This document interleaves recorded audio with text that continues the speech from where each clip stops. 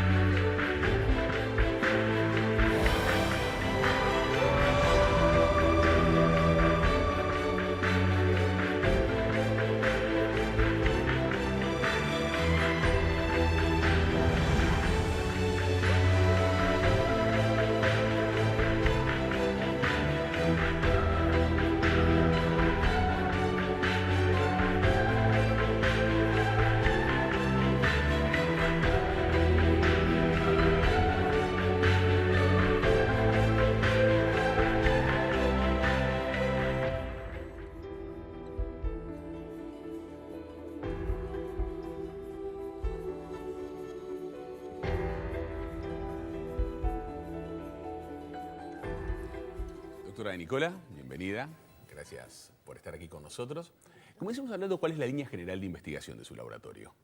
Bueno, nosotros estamos interesados en mirar la producción de radicales oxidantes y los mecanismos de oxidaciones biológicas en sistemas biológicos, mecanismos antioxidantes, modificaciones oxidativas que ocurren en moléculas críticas para nuestro organismo. ¿Y qué pasa cuando se oxidan? ¿Qué pasa cuando se oxida? En general, la oxidación puede acarrear una pérdida de función de esa. En general estudiamos oxidaciones de macromoléculas, como pueden ser las proteínas. Y en general la oxidación puede provocar un cambio en la estructura de la proteína que hace que la función ahora no sea la misma, pierda función. En algunos casos atacan lugares de la proteína que no afectan el sitio que es crítico para la función de esa proteína, entonces no les pasa nada. Y en algunos casos hasta puede llevar a que la proteína adquiera una nueva función. Entonces eso tratamos de ver de qué manera estas oxidaciones ocurren in vivo y qué consecuencias tienen, ¿no? El alterar cierta proteína en la cadena de procesos, de reacciones químicas que ocurren in vivo, cómo afecta finalmente a la función celular. ¿Y cómo puede afectarla para peor? Porque alguien puede pensar, bueno, para mejor estaría muy bien, pero para peor. Ah, ¿puede afectarla para peor? Bueno, puede ser algo no deseado, afectarla para peor, pero también puede ser, como te dije, puede ganar una función que a veces es necesario que la tenga en ese momento y no antes. ¿Por ejemplo? Para defenderse, por ejemplo, las células del sistema inmune, normalmente ante la agresión de un patógeno tienen que desencadenar una serie de eventos donde se ensamblan proteínas y adquieren una función que va a ser combatir ese patógeno, por ejemplo, pero no permanentemente la célula tiene que estar produciendo esa batería de oxidantes, si no se estaría normalmente autoeliminando, ¿no? ¿Y ahí qué habría que hacer intervenir antioxidantes? Bueno, en algunos procesos es necesario, si la oxidación es excesiva, la idea sería disminuirla con el uso de antioxidantes. Esto que en un principio, cuando empezamos a trabajar con esto y cuando surgió la idea de que nosotros, organismos vivos, producimos radicales oxidantes, que antes se creía que era como un error, digamos, ¿no? Un efecto secundario. Por ejemplo, la radiación UV que produce radicales, que no los queremos, pero se pueden producir. Hoy por hoy ha cambiado el concepto y sabemos que se producen radicales con un fin, con un propósito fisiológico. Ya no es un efecto secundario y dañino solamente, sino que pueden tener un fin. Y un ejemplo es el óxido nítrico, en los 90 aparece como un radical libre que se produce en nuestro organismo y hay una enzima que está dedicada a producir óxido nítrico y que cumple funciones fisiológicas. Es crítico, por ejemplo, en la vasodilatación, o sea, en mantener la presión normal. Bien. ¿Y los antioxidantes se pueden incorporar desde fuera, por ejemplo, a través de alimentos? Seguro, sí, sí, sí. Hay antioxidantes endógenos, pero también puede haber una suplementación de antioxidantes y en los alimentos encontramos muchos. Bien.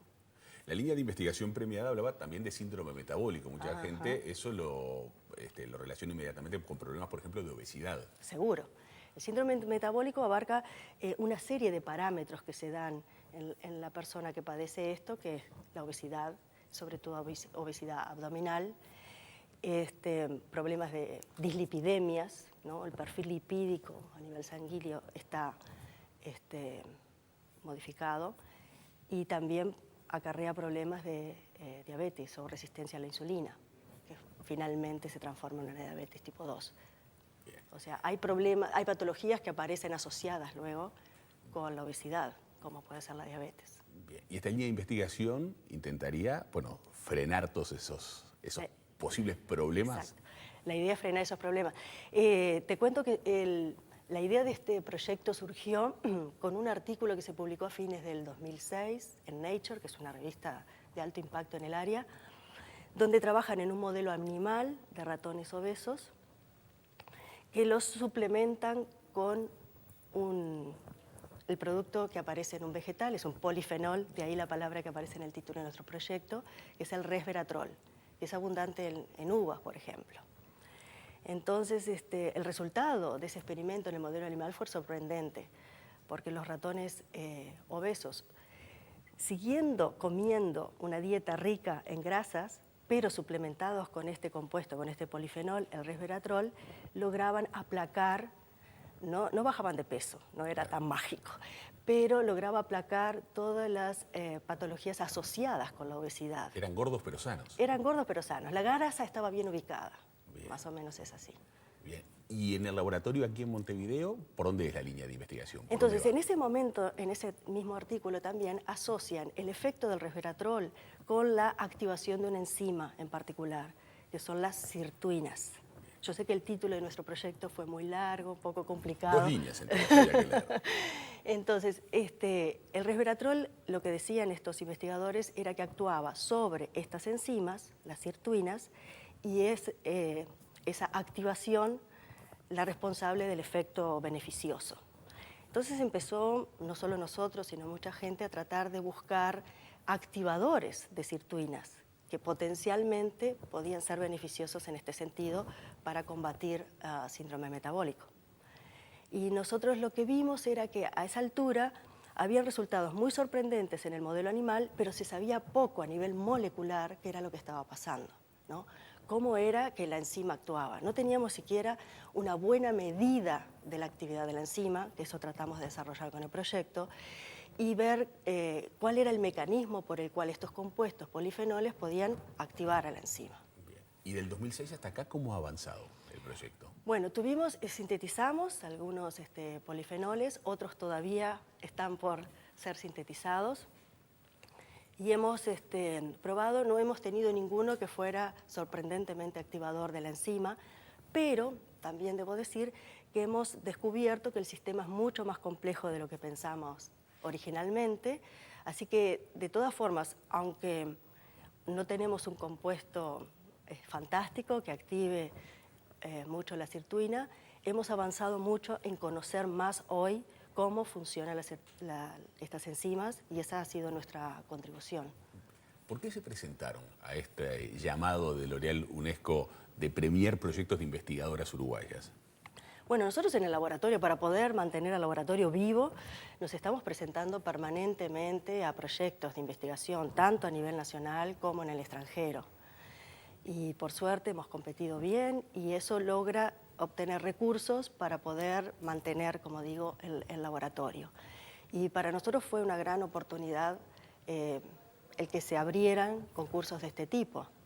Pensar que el premio L'Oréal UNESCO se llamó a nivel mundial en el año 98 y países como Argentina, con el que lo colaboramos todo el tiempo, y Brasil, se podían presentar a este premio L'Oréal UNESCO para las mujeres en la ciencia desde el año 98. Y recién en el 2008, 10 años después, se abre en el Uruguay.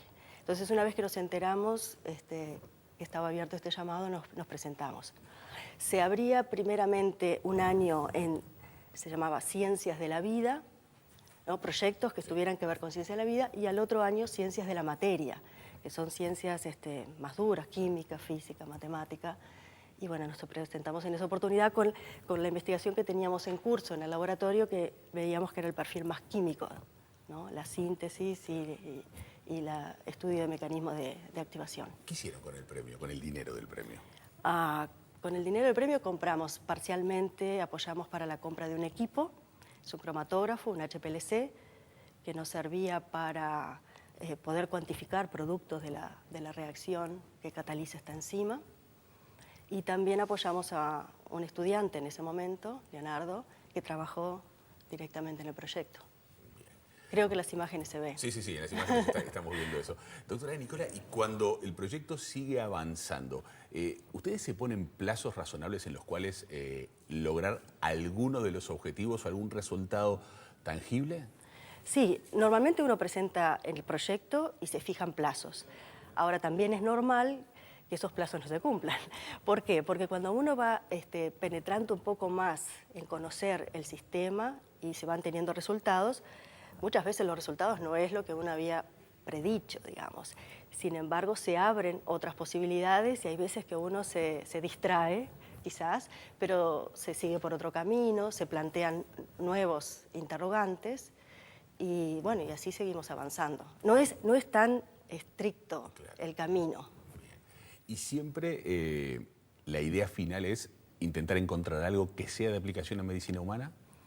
Sí, la idea sería esa, pero hay muchos pasos adelante, ¿no? Como te digo, conocemos todavía poco de qué es lo que está sucediendo a nivel molecular con estos activadores.